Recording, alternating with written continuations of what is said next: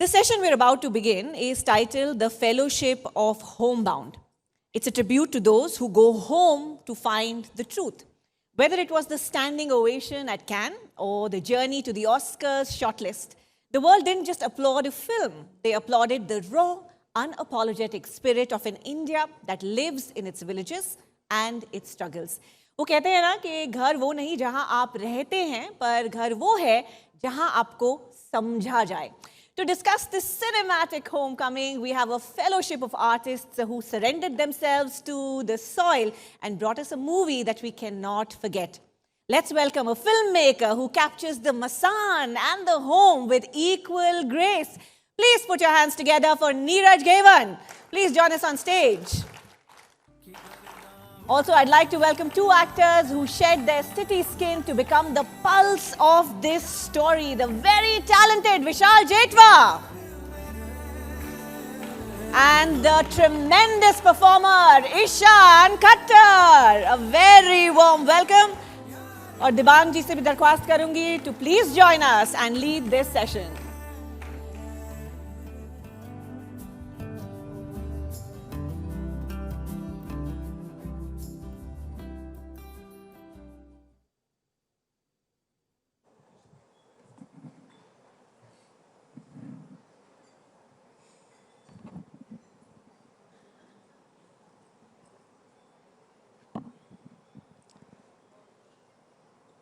नमस्कार, मैं हूं दिबांग. एबीपी नेटवर्क के एक ख़ास कार्यक्रम आइडियाज़ ऑफ इंडिया में आप सबका स्वागत है. आप काफ़ी देर से इंतज़ार कर रहे हैं इस बातचीत के लिए. वो मेहमान हमारे साथ हैं. नीरज घेवन के बारे में बात हो चुकी, विशाल जेठवा और ईशान खट्टर. बात यहाँ पर जो होगी वो जर्नीज़ विद रियल सिनेमा, यानी जो असली सिनेमा है उसके सफ़र के बारे में बात होगी. और इसमें जब भी बात होगी तो बात होगी होमबाउंड की, जो आपकी ताज़ा फिल्म है. यानी वो कहानियाँ जो समाज के हाशिए पर खड़े लोग हैं, उनकी ज़िंदगी की कहानी.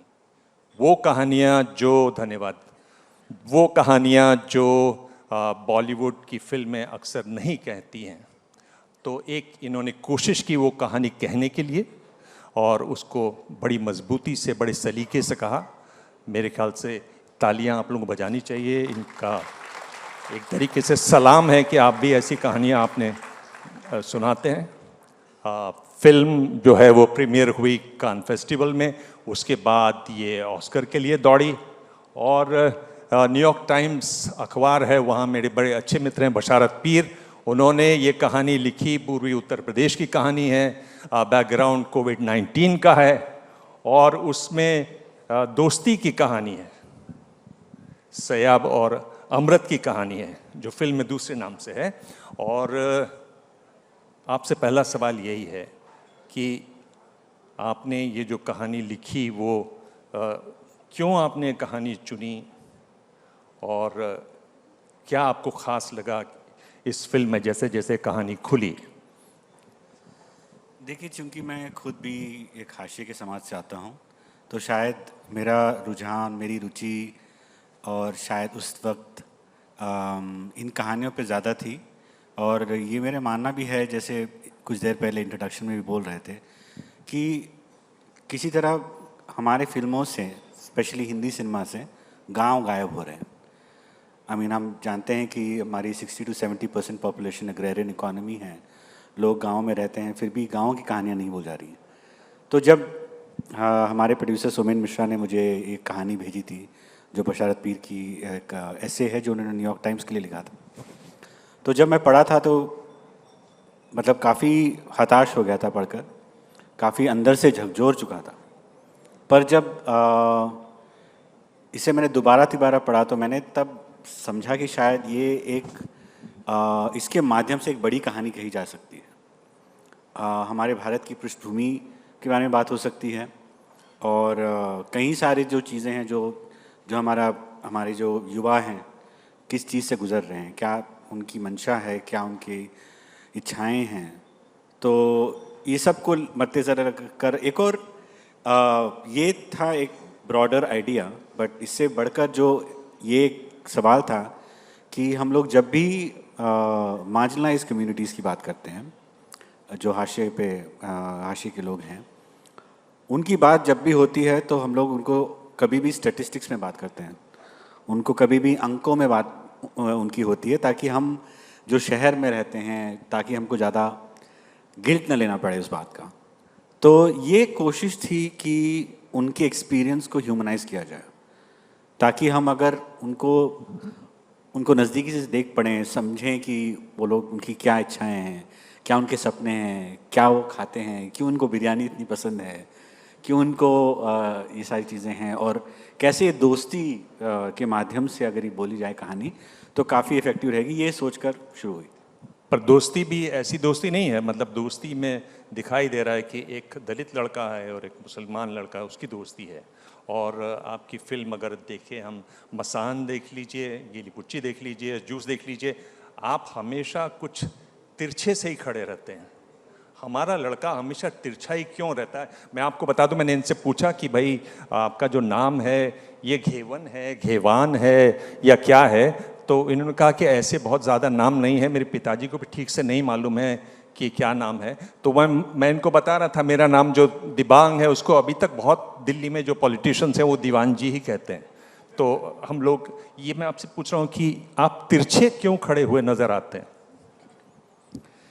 देखिए, दृष्टिकोण की बात है।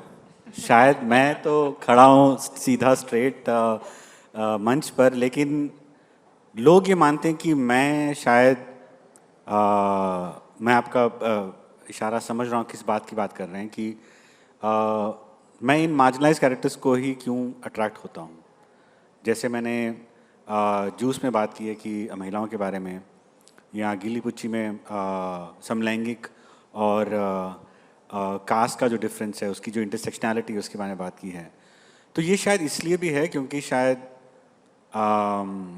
क्योंकि मैं खुद एक मार्जिनलाइज्ड बैकग्राउंड से हूँ, मैं एक दलित बैकग्राउंड से हूँ, इसलिए शायद मैं ज़्यादा सहानुभूति महसूस करता हूँ जो पास के और भी मार्जिनलाइज कम्युनिटी हैं।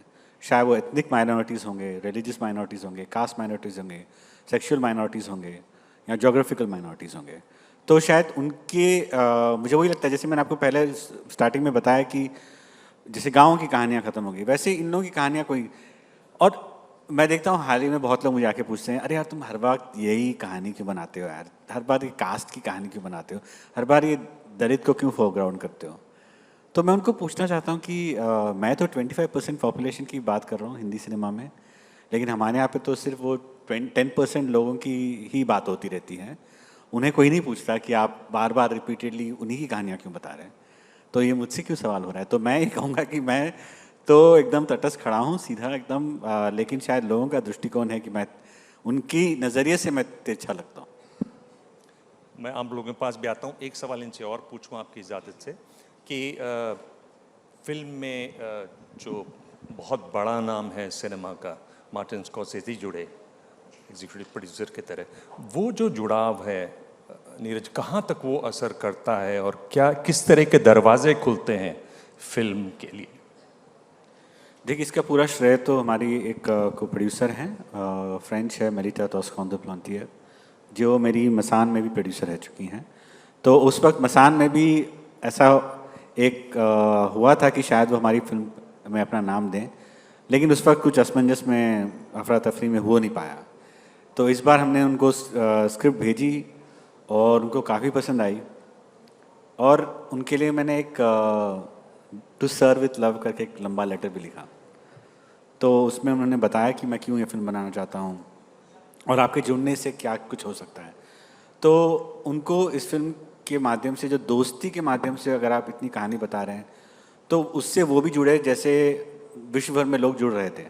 क्योंकि जो लोग who are unseen by power and who are often relegated to the backgrounds and they want to be seen and heard and their existence is validated, so I think that hunt is universal.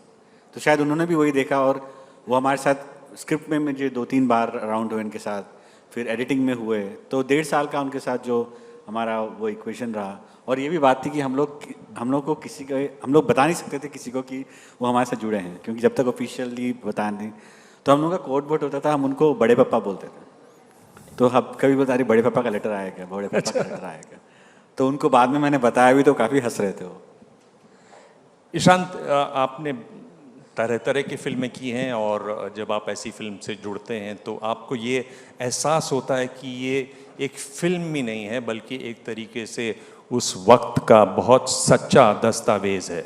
क्या वो भाव आपको आता है, वो एहसास आपको होता है जब आप ऐसी फिल्में करते हैं या ऐसी? जी हाँ, बिल्कुल। सबसे पहले तो नमस्कार, आदाब, good evening ladies and gentleman. ABP network का बहुत बहुत शुक्रिया, आप सबका बहुत बहुत शुक्रिया कि आपने इतने सम्मान के साथ हमारा स्वागत किया। ये एक ऐसी फिल्म है जिसको लेकर हम सबको बहुत गर्व है। और बिल्कुल जैसे कि आपने कहा, आई थिंक इस बात का एहसास था ही। नीरज ने शुरुआत से हमसे कहा था कि वास्तविकता से बहुत वो बोरो करते हैं और इन जनरल उनको पसंद नहीं है कल्पना के द्वारा एक कहानी कहना। वो चाहते हैं कि उनको लगता है कि वो लिमिटेड है, तो उनका अप्रोच ही ऐसा है। लेकिन इस कहानी के केस में तो हम एक जैसे कि आपको मालूम है, न्यूयॉर्क टाइम्स आर्टिकल के ऊपर इस कहानी को लिख रहे थे, तो ये इट्स बेस्ड इन रियलिटी, एक सच्ची कहानी थी। और आई थिंक ये एक बहुत बड़ी सच्चाई है हमारे ज़माने की, ना सिर्फ हमारे देश की या हमारी दुनिया की, लेकिन हमारे ज़माने की। एंड आई थिंक इस फिल्म के द्वारा हमारी कोशिश ये थी कि हम पूरी सच्चाई से इस दोस्ती को एक मिसाल बना पाएँ, क्योंकि इस कहानी में दृष्टिकोण की बात है, जैसे कि आप कहते हैं। जैसे बहुत लोगों ने कहा है कि ये बड़ी दुख भरी कहानी है, इसमें इसे देखने पे बहुत दर्द का एहसास होता है, बहुत रिजेंटमेंट होता है, बहुत रिग्रेट का एहसास होता है। लेकिन बहुतों को ये भी लगा है कि it's ultimately a very hopeful film. And I think यही इस कहानी की ताकत है कि हमने यही कोशिश रखी थी कि हम इस दोस्ती को एक ऐसा मिसाल बना पाएँ कि इसके ज़रिए हम अपने आप को भी और अपने आपस के समाज में ये बात वापस फैला पाएँ कि हमारे देश में कितनी खूबसूरती है, कितनी एकता है, और ये हमारी कितनी बड़ी ताकत है कि हम एक ऐसे फाउंडेशन पे खड़े हैं जहाँ पर इतनी डाइवर्सिटी है और तरह तरह की मुश्किलें हमारे देश में। बट जब हम ऐसी कहानी देखते हैं, I think it reminds you of the spirit of what our constitution said. I think we are probably one of the most diverse nations, if not the most diverse nation in the world. So I think इस बात का बहुत गर्व का एहसास भी था कि ये फिल्म ना सिर्फ एक दुख भरी कहानी बताती है जो वास्तविकता से है, बल्कि I think it shows you the deeper side of friendship, जो गहराई है इस दोस्ती में, वो उसने हमें बहुत भाया।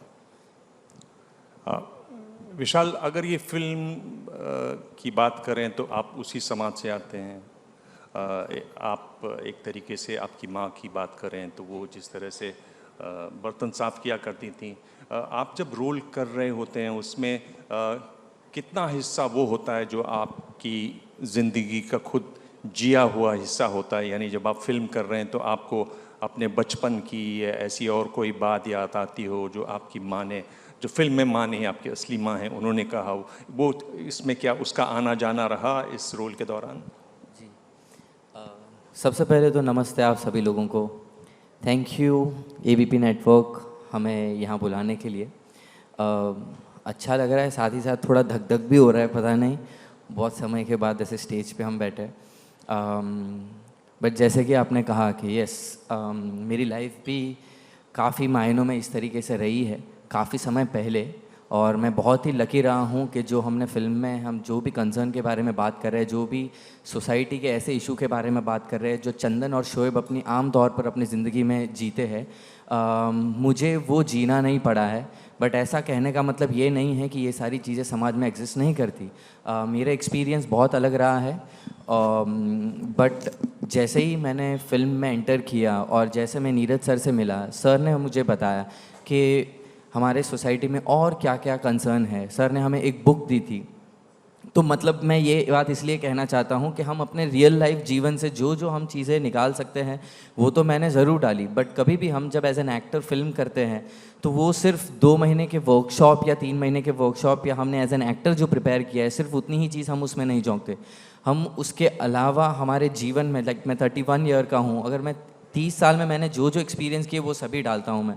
तो मेरी मॉम से काफ़ी सारे मैंने किस्से सुने कि बचपन में वो कैसे हर एक लोगों के घर पे जाके काम करते थे, या बट वो उनकी एक लाइफ थी। और मैंने भी ये कोशिश की कि मैं कैसे अपने जीवन के एक्सपीरियंस और एज एन एक्टर जितना मैंने कैमरे के सामने मैंने परफॉर्म किया था उसका एक्सपीरियंस कैसे डाल सकूं। तो रियल लाइफ से मैंने बहुत सारी चीज़ें एक्सपीरियंस उठाने की कोशिश की। और बट अगर मैं कहूँ ईशान के लिए भी मैं कह सकता हूँ कि हमारी पूरी फिल्म के दौरान या हमारे फ्रॉम द स्टार्ट अगर कोई एक पर्सन अगर इस पूरी सभी चीज़ों का एक हीरो रहा है तो वो है नीरज खैबान सर। आई थिंक उन्हें जितने फिल्म से लेकर, एक मिनट, बॉम्बे के लोग तालियां बालियां नहीं बजाते हैं। ठीक है, समझ रहा हूँ। नहीं, बट सर ने ना कि सिर्फ मेरे लाइफ में, आई थिंक बहुत सारे लोगों के लाइफ में एक एनलाइटनमेंट जैसी चीज़ लाई है। और वो जितना सोसाइटी को, जितना सिस्टम को, जितना फिल्म मेकिंग को जितना अच्छे से समझते हैं, लोगों को इतना अच्छे से समझते हैं और लोगों को आगे बढ़ाने के लिए उनके पास पता नहीं क्या ट्रिक है, वो इतनी सिंपल सी बात करते हैं और आपका जीवन बदल जाता है। तो ये मौका मिला है तो मैं आपको थैंक यू भी कहना चाहूँगा सर अगेन, और मैं हर बार कहता ही रहूँगा। बट येस, आई थिंक हमने जो भी परफॉर्म किया है वो सब कुछ अंडर नीरज सर गाइडेंस हुआ है, तो आई थिंक क्रेडिट सर को जाता है। सर क्या करते हैं आप ऐसा? नहीं, देखिए जैसे ये कह रहे थे ना, मतलब आई थिंक कभी कभी कुछ कहानियाँ होती हैं जो आपको मजबूर करती हैं कि वो हम तीनों के फिल्म करियर या हम लोगों का ये फिल्म बनाना उससे भी बड़ी हो जाती है। ये हमारी एक बहुत बड़ी मॉरल रिस्पॉन्सिबिलिटी थी फिल्म, क्योंकि हम तीनों सिर्फ इसमें एक पात्र थे, लेकिन जिस सच्चाई को हम प्रस्तुत कर रहे थे वो सच्चाई देश की सच्चाई है, और अनगिनत शोएब, अनगिनत चंदन जो इस देश में रहते हैं उन सब का यथार्थ है, और उस यथार्थ को बखूबी निभाना ये हमारी एक मॉरल रिस्पॉन्सिबिलिटी थी। तो मैं कहता हूँ कि हम लोग एक दूसरे के लिए काफ़ी हम लोगों ने ये किया है कि हम लोग कितना क्लोज टू लिव रियलिटी हम लोग पहुँचे हैं। तो ये हमारी बहुत कोशिश रही है कि मैं भी इन लोगों से कुछ सीखता था, ये भी मुझसे कुछ सीखते थे, हम लोग तीनों मिलके ही हमारी यही कोशिश रही है। जैसे हम गाँव में गए, कई लोगों से मिले, वहाँ पे समय बिताए, शायद कुछ देर बाद उसके बारे में बात करेंगे कैसे इन्होंने वो ट्रेनिंग ली थी। तो जब वही है कि जब आपको समझ में आता है कि ये रिस्पॉन्सिबिलिटी है, ना सिर्फ आपके करियर का वन मोर फिल्म है, तब आई थिंक आपको सब चीज़ सिखा देती है, सब आपको समझ आ जाता है कि क्या करना है। एक मैं आपसे पूछना चाह रहा हूँ कि ऐसा नहीं है कि इस तरह की फिल्में बन नहीं रही है, कम से कम अगर हम रीजनल सिनेमा की बात करें, जैसे सैराट है, फैंड्री है, एक ही व्यक्ति की बनाई हुई, कस्तूरी है जो मराठी में फिल्म बनी, तो ये तीनों मराठी फिल्में हैं। दक्षिण भारत में तमिल फिल्में जो बना रही हैं, पारंजीत जिस तरह की फिल्में बना रहे हैं, तो आपको क्या लग रहा है कि एक तरीके से समाज के हाशिए पर खड़े लोगों की सच्चाई को और बहुत बोल्ड तरीके से सामने लाने वाली फिल्म बन रही है, एक नया रास्ता खुल रहा है? मैं चाहता हूं कि मैं एक बहुत ही ऑप्टिमिस्टिक आंसर दूं आपको, लेकिन शायद मेरे पास वो आंसर नहीं है। ऑप्टिमिस्टिक नहीं है। मैं ये कहूँगा क्योंकि देखिए इस वक्त जो मैं देख रहा हूँ कि मैं स्पेशली हिंदी सिनेमा में की बात कर रहा हूँ कि हमारे यहाँ पे एक जो एग्रेसिव मेल बेस्ड जो कहानियाँ अभी आ रही हैं और जिसमें लोग काफ़ी कुछ बॉक्स ऑफिस सक्सेस देख रहे हैं, तो उसी तरह की फिल्में बनती जा रही हैं और उसमें यथार्थवाद बोरिंग हो गया है और शायद लोगों के टेस्ट भी वैसे इवॉल्व हो रहे हैं, शायद उनको वो प्लेटफॉर्म ही नहीं मिल पा रहा है। एक तो हमारे यहाँ पे टैक्सेस इतने हैं कि लोग थिएटर में जाके फिल्में नहीं देख पाएंगे। एक 4 लोगों का परिवार अगर जाना चाहे तो वो कम से कम औसतन 2 या 3 हज़ार लगते हैं, और अगर वो लोग एक परिवार एक वीकेंड में उनको टाइम मिल रहा है तो वो जाएंगे, वो लोग बड़ी फिल्में ही देखने पाएंगे। शायद मेरी फिल्म देखने के लिए उनको एक मोटिवेशन नहीं है। तो वो अगर हमारी फिल्म शायद ₹500 में देख पाते तो तब शायद देख पाते। तो वो एक ये चीज़ है। दूसरा आइडियोलॉजी को लेकर है कि भाई आई थिंक काइंडनेस जा रही है हमारी फिल्मों से, बिकॉज ये जो vehicle of aggressive Morcha and ये जो नैरेटिव्स जो हो रही हैं, ऑफ कोर्स ये बॉक्स ऑफिस के लिए अच्छी हैं और बहुत अच्छी अच्छी फिल्में बन रही हैं, बहुत अच्छा ट्रेड हो रहा है, which is very good. But also मैं सोच रहा हूँ कि कहीं ना कहीं हम आत्मीयता भूलते जा रहे हैं और सिनेमा में धीरे धीरे आत्मीयता भी गायब होती जा रही है।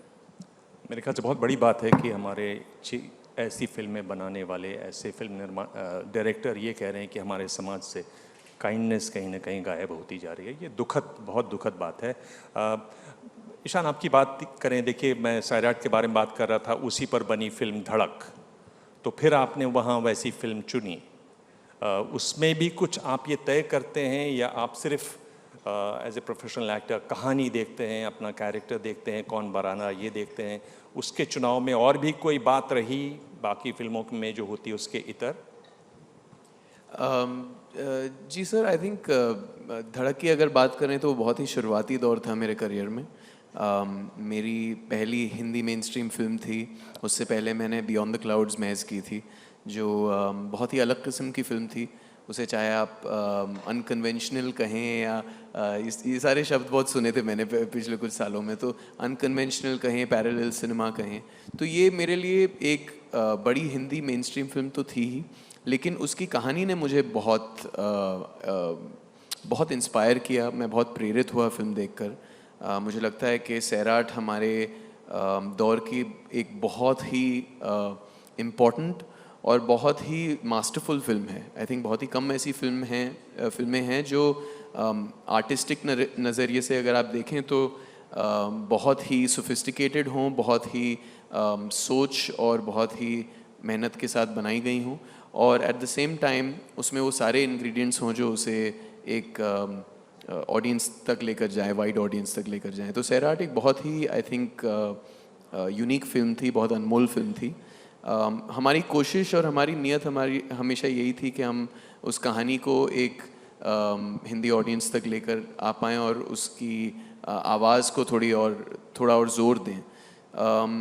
पर आई थिंक होमबाउंड का जो मेरा अनुभव रहा वो बहुत अलग था, क्योंकि 6-7 साल गुजर चुके थे और उसके बाद मेरी कोशिश ये थी और मेरी आई थिंक मेरा एक सर्च भी था कि मैं ऐसे कलाकारों के साथ काम करूं, ऐसे निर्देशक के साथ काम करूं जो मुझे और भी ज़्यादा पुश करें, जो मुझे और गहराई से काम करने का मौका भी दें और उनके पास वो टूल्स भी हों। नीरज घेवान एक ऐसे निर्देशक हैं जिनके साथ मैं 10 साल से काम करना चाहता था। तो सबसे पहला आई थिंक जिसे कहते हैं टेम्पटेशन, वो यही था कि इनके साथ काम करने का मौका मिलेगा। लेकिन जैसे कि इन्होंने कहा, जैसे ही ये कहानी मेरे सामने आई, मुझे इस बात का अंदाज़ा हुआ कि ये हमारे दौर की बहुत ही ज़्यादा अहम और बहुत ही ज़्यादा इम्पॉर्टेंट फिल्म है। और फिर उसके बाद हम सबका आई थिंक एफर्ट यही रहा कि हम, जैसे कि इन्होंने कहा, हम उसे ऑथेंटिकली कैसे लोगों तक ला पाएँ। तो उसके बाद ये जो पर्सनल जो चीज़ हो जाती है कि मैं इसे किसी भी और फिल्म से कंपेयर करूं अपने करियर में, वो सारी चीज़ें मिट गईं। उसके बाद हमारी कोशिश यही थी कि हम इस कहानी को पूरी ऑथेंटिसिटी के साथ और पूरी सिंसियरिटी के साथ लोगों तक पहुंचा पाएँ। नीरज, देखिए सैराट जिस तरह की फिल्म है मराठी में, और धड़क जो बनी, उसमें वो खनक नहीं है, वो हनक नहीं है, वो बात नहीं है, वो वज़न शायद नहीं है। तो क्या जब आप हिंदी में फिल्म बनाते हैं तो शायद आपको और भी आवाज़ें सुननी पड़ती हैं? हमारा जो लड़का है वो कहीं ढीला तो नहीं पड़ जाएगा इस चक्कर में? देखिए, कोशिश जारी है कि बने रहें, लेकिन देखिए मैं उतना उसको उतनी सकारात्मकता से नहीं देखता हूँ, बल्कि मैं तो ये देख रहा हूँ कि काफ़ी कुछ इंकरेजमेंट मिल रहा है। मतलब करण जौहर जो धर्मा प्रोडक्शन, जो मतलब मोस्ट कमर्शियल स्टूडियो है, उन्होंने 1 साल में 2 फिल्में बनाई हैं जिसमें फ्रंट एंडिंग पे दलित नैरेटिव्स हैं। तो ये बहुत अच्छी बात है, बहुत बड़ी बात है। और मुझे क्या लगता है कि काफ़ी लोग बना, मुझे ये नहीं लगता है कि ये कहानियाँ, हमारी कहानियाँ सिर्फ हम ही बोलें। हम बोलते हैं तो अच्छी बात है, हमको मतलब शायद वो लिव्ड रियलिटी है, वो कॉन्टेक्स्ट है, बट मैं ये भी चाहता हूँ कि बाकी लोग भी हमारी कहानी बोलें, क्योंकि वो इंटरमिंगलिंग ज़रूरी है, वो मेन स्ट्रीमिंग ज़रूरी है। क्योंकि अभी मैं देखता हूँ कि ऐसा कभी कभी लगता है कि शायद लोगों को पर्दे पे हाशिए के लोग नहीं देखना पसंद है। आई होप मेरी धारणा चेंज हो, आई होप लोग इसको ऐसे ना देखते हुए कुछ और भी देखना चाहें, और भी ऐसी कहानियाँ बने जिसको लोग सराहें और मेन स्ट्रीम करें। ये पैरेलल सिनेमा जो कह रहे थे, टैग जो मिल जाता है, यहाँ आर्ट सिनेमा, यहाँ यथार्थवाद, हम मेन स्ट्रीम कब बनेंगे, उसका इंतज़ार है। विशाल, एक सूत्र वाक्य है एक तरीके से आपकी ज़िंदगी में कि लहरों से डर कर नौका, उसका बाकी का हिस्सा क्या है, ये कैसी आपकी ज़िंदगी में ये लाइन आई, इसके बारे में थोड़ा बताएं। ओके, तो पूरा एक तो सेंटेंस पूरा करें वो। मैं थोड़ी सी बैक स्टोरी बता सकता हूँ इसके ऊपर। तो मैं पहले एज अ बैकग्राउंड डांसर काम करता था 2009 में, और कुछ समय के बाद मुझे ऐसा फील होने लगा कि dancing is not something for me. फिर मैंने ऐसे ही आउट ऑफ फैसिनेशन मैंने एक्टिंग क्लास देखा और मैंने ज्वाइन किया। मेरे मन में ऐसी सारी चीज़ें, ऐसे सब सपने आने लगे कि सर मैं फर्स्ट डे जब एक्टिंग क्लास जाऊंगा तो बाहर शाहरुख खान बन के निकलूँगा और बाहर पैप्स होंगे, ऐसे ही मीडिया में मुझे बुलाया जाएगा। बट ऐसा कुछ नहीं हुआ, और मुझे बहुत ही, मेरे गुरुजी शोएब खान सर ने मुझे बहुत ही बोरिंग क्लास दे दी। सर ने कहा मेहनत करो, आगे बढ़ो, प्रोफेशनलिज्म मत छोड़ना, हारना नहीं है। और उन्होंने कहा कि एक काम करो, यहाँ पे एक हिंदी में पोएम लिखी है, पढ़ो। और मैंने सोचा यार मैं डायलॉग बोलना चाहता हूँ, मैं शाहरुख खान सलमान खान बनना चाहता हूँ, ये मुझे कौन सी मतलब पोएम पढ़ने के लिए कह रहे हैं। तो उन्होंने मुझे एक पोएम बताई, हरिवंश राय बच्चन सर द्वारा लिखित, जो कि है, लहरों से डरकर नौका पार नहीं होती, कोशिश करने वालों की हार नहीं होती। और वो तालियां पड़ रही है तो पूरी पोएम बोल दूं मैं? हाँ, एक लाइन और। समझ गया था, कोई बात नहीं। तो ठीक है, एक लाइन और। बट इसकी एक फेवरेट लाइन है जो मुझे मेरे जीवन में मुझे बहुत मोटिवेट करती है, और जब भी मैं लो फील करता हूँ मुझे ऐसा लगता है बैक टू बेसिक चले जाऊँ। और वो ये लाइन है, असफलता एक चुनौती है, स्वीकार करो, क्या कमी रह गई देखो और सुधार करो। जब तक न सफल हो नींद चैन को त्यागो तुम, संघर्षों का मैदान छोड़ मत भागो तुम। बिना कुछ किए ही जय जयकार नहीं होती, कोशिश करने वालों की हार नहीं होती। तो मुझे ऐसा लगता है लाइफ लॉन्ग हम सिर्फ एक ही चीज़ करते हैं, वो है ट्राई। हमने हर एक जगह पे सिर्फ ट्राई किया है। और जी आप नहीं ईशान, इस फिल्म को अवार्ड मिल रहे हैं, आपको बड़ी तारीफ हो रही है। आपके परिवार में सबसे ज़्यादा इसके आपकी एक्टिंग के बारे में क्रिटिसिज्म क्या था? मेरे परिवार कितना प्यारा सवाल पूछा है सर आपने मुझसे। ये घूमता मेरे लिए हुआ क्यों है। आपने टिका के अलग से छोड़। परिवार में क्रिटिसिज्म नहीं, प्यार मिलता है, एंड आई थिंक वो एक सेफ स्पेस है। हाँ, मेरे परिवार में कुछ ऐसे कलाकार हैं, बहुत बढ़िया कलाकार हैं जिनकी नज़र बहुत ही तेज़ है, और मैं हमेशा उनका अप्रूवल सीख करता हूँ। लेकिन आई थिंक मेरी मॉम और मेरे भाई जो हैं, उन्हें बहुत गर्व हुआ इस फिल्म को देखकर, और वो हमेशा से जानते थे, उन्हें ज़्यादा जानकारी नहीं थी लेकिन हमेशा से जानते थे कि ये फिल्म मेरे दिल के बहुत करीब है। और इस फिल्म को करने की वजह जैसे कि होती है, जैसे हम कुछ फिल्में करते हैं मनोरंजन के लिए ज़्यादा करते हैं, ये एक ऐसी कहानी थी जिसको लेकर हम सबको वो जिम्मेदारी का एहसास बहुत ज़्यादा था, तो वो इस बात को जानते थे। तो आई थिंक फिल्म देखने के बाद उनका जो रिस्पांस था वो कुछ ऐसा ही था। जब उन्होंने मेरी पहली फिल्म देखी थी उसके बाद जो रिस्पांस था, ख़ास करके मेरी मॉम का, मुझे आज भी याद है। मुझे आई थिंक बहुत लोगों ने बहुत प्यार दिया है, बहुत सराहाया है। बहुत सारे ऐसे कलाकार हैं फिल्म इंडस्ट्री के जिनको देखकर मैं बड़ा हुआ हूँ, जिन्होंने बहुत प्रेरणा दी है मुझे, जिन्होंने बहुत सराहाया। लेकिन सबसे बड़ा कॉम्प्लीमेंट मुझे मेरी मॉम से मिला था जब उन्होंने मेरी पहली फिल्म देखी थी, क्योंकि जैसे कि आप जानते हैं अपने माँ बाप से बेहतर तो आपको कोई जानता नहीं। और उन्होंने मेरी पहली फिल्म देखने के बाद मुझसे ये सवाल पूछा था कि हु आर यू, कौन हो तुम। तो ये बात ने मुझे मेरे दिल को बहुत छुआ था। पहले तो मैं चौंक गया था कि भाई ये भी कोई सवाल हुआ, बट देन आई रियलाइज्ड कि ये इससे बड़ा शायद मुझे कॉम्प्लीमेंट कभी मिलेगा नहीं। तो इस फिल्म को देखने के बाद भी कुछ ऐसा ही रिस्पॉन्स था। उनकी उम्मीद से बढ़कर शायद उनकी दिल को छू गई ये कहानी। लेकिन जैसे कि मैंने कहा, ये कहानी सबसे पर्सनल नीरज भाई के लिए है, और हमारी कोशिश यही थी कि हम उनके विजन में ढल जाएं और इसको पूरी तरह से समझने की कोशिश करें। So thank you for giving me such a beautiful film in my career, जिसमें मेरा पूरा विश्वास था। आपने वो विश्वास तोड़ा नहीं, और आई थिंक आपने बहुत बड़ी सर्विस की है समाज को कि आपने इतने सच्चाई से और प्यार से इस कहानी को बताया। So thank you. ये बड़ा डांटते डपटते टाइप हैं क्या? यहाँ तो बड़े भोले लग रहे हैं देखने में। Let me just clarify, I have not asked them to praise me at all. In case you all think that way, no. लगता है इन्होंने पहले बता दिया होगा सुबह मैसेज भेज के तुम लोग लाइन पे रहना। नहीं सर, वो अगली फिल्म सर के साथ एक्चुअली करेंगे, अपने उसकी अगले स्क्रिप्ट पे काम कर रहे हैं ना, तो लालच में हम सब लपेटो। विशाल, आपकी अम्मा ने फिल्म देखी? आप ये फिल्म आपकी माँ ने देखी? जी जी जी जी क्या बोली? कई बार देखी, और सबसे ब्यूटीफुल फीलिंग तो वो थी कि जब हम सब लोगों ने एक साथ कैन में फर्स्ट टाइम हमारी फिल्म जब प्रीमियर हुई थी, तब मैंने ही अपने परिवार के साथ नहीं, बाकी सभी लोग अपने फैमिली के साथ फिल्म देख रहे थे। मम्मी को तो फिल्म बहुत ही पसंद आई। अभी बच्चे की फिल्म मम्मी को तो कैसे नहीं पसंद आएगी, बट वही थोड़ा क्लाइमैक्स देख के थोड़ा ज़्यादा रोना आ गया, बट मज़ा आया, मम्मी को अच्छा लगा फिल्म। आप बहुत डांटते डपटते हैं, बहुत टाइट रखते हैं कि इनको खुला छोड़ देते हैं। बहुत सारे डायरेक्टर होते हैं जिनके दिमाग में होता है कि ये रोल ऐसे ही करना है। बहुत सारे हैं जो बिल्कुल कह देते हैं कि ये रोल है, अब आप करो।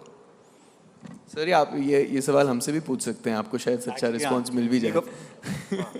ये डरा बहुत देते हैं सर, इतना मैं ज़रूर कह सकता हूँ कि आपको इतना डरा देते हैं शुरुआती हिस्से में कि अगर ये कहानी तुमने पूरी तरह से इसको घोल कर पी ना गए और ये सच्चाई से तुम्हारे ज़रिए आ ना पाई लोगों तक, तो फिर ये मौका बहुत बड़ा गवा दोगे तुम अपनी ज़िंदगी में। तो इस डर के ज़रिए हमसे थोड़ा ज़्यादा ही काम हो जाता है, I think. But he'll tell you more about his process. I think I've always felt like we have been co-creating it, and I don't think I want to take the complete. मतलब मुझे पूरा श्रेय नहीं मिलना चाहिए। अंग्रेजी में बोलने लगे तो इसका मतलब कुछ बहका रहे हैं। अब आए हिंदी में। हाँ बोलिए बोलिए। नहीं, मैं कह रहा हूँ कि ऐसा नहीं है कि मैं स्ट्रिक्ट बिल्कुल नहीं हूँ। इनफैक्ट मैं उल्टा हूँ, मैं काफ़ी जोक्स मारता रहता हूँ। लेकिन मेरी ये कोशिश रहती है कि मेरा ये ऑब्सेशन है कि यथार्थ तक पहुंचना है, तो उस पहुंच तक सिंसियरिटी रखना ज़रूरी है। उसमें मेरी भी खुद उसमें एक जर्नी रहती है कि मैं खुद भी वहाँ पहुंचना चाहता हूँ। तो ऐसा नहीं होता कि I think we all arrive at the same time and we all को क्रिएटेड, एंड इन्होंने जितनी मेहनत की है उतनी ही शायद मैंने भी उसी पहले की है, लेकिन इनके बिना तो फिल्म ही नहीं बनती। तो मैं अपना ये श्रेय पूरा अपने को नहीं लेना चाहता हूँ। ईशान, जो मुझे बहुत पसंद हैं ईरानी डायरेक्टर माजिद मजीदी, जिन्होंने एक तरीके से पूरा रास्ता खोला मेरे लिए ईरानी फिल्मों का। आपने उनके साथ काम किया, आपने मीरा नायर के साथ काम किया, आपने सूजन बियर्स के साथ काम किया, लेकिन ये सब काम तो किया, माइक इसको रहने दे, माइक का खेल नहीं है अब। असली चीज़ अगर हीरो बनना है, और आप लोग अगर ताली बजाएंगे तो इस बात की तस्दीक होगी कि अगर हीरो बनना है तो उसको नाचना आना चाहिए, और अगर नाचना आना चाहिए तो मैं क्यों दे रहा हूँ, उसके लिए म्यूज़िक होना चाहिए। और अगर उस फिल्म का म्यूज़िक हो जो मैंने कर रखी है तो और भी अच्छी बात है। और मैं ये भी जानता हूँ कि विशाल ने भी बहुत टीवी शोज़ में बैकग्राउंड में खड़े होकर डांस किया है। तो अगर आप लोग दोनों माइक छोड़ के खड़े हो जाएं और इससे ये बातचीत आज की खत्म होगी, मैं दोबारा नहीं आऊँगा। हम लोग अब म्यूज़िक सुनेंगे और इनका डांस देखेंगे और तालियों के साथ ये बातचीत ख़त्म होगी। मेरे ख्याल से बहुत अच्छा तरीका है ख़त्म होने का। डायरेक्टर भी ये भी हाँ कह रहे हैं, तो अगली फिल्म ये बनाने वाले हैं, हाँ कह रहे हैं। मैं आपका शब्द इस्तेमाल करूंगा, बड़ा तिरछा सवाल पूछा, आपने पूछा ही नहीं है, आपने छोड़ दिया हम पे सवाल। चलिए।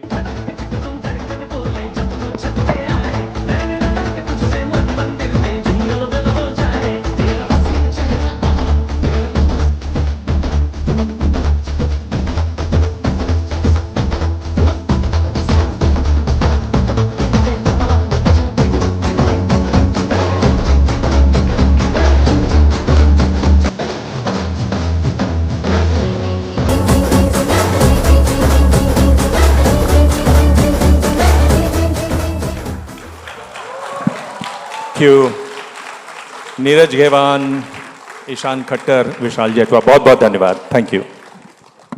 एबीपी आनंद एगिए थाके एगिए राखे।